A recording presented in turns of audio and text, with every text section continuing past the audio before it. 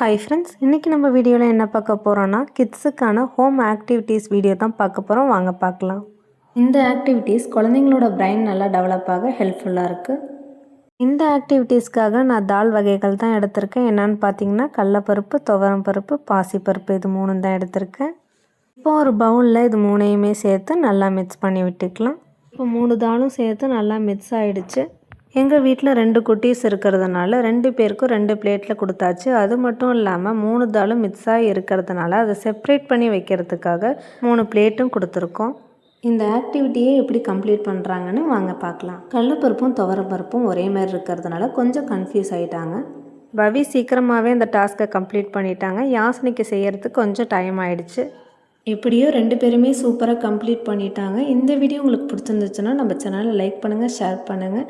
இதே போல் நிறைய யூஸ்ஃபுல்லான வீடியோஸ் பார்க்க மறக்காமல் ஃபாலோ பண்ணிக்கோங்க. தேங்க்ஸ் ஃபார் வாட்சிங்.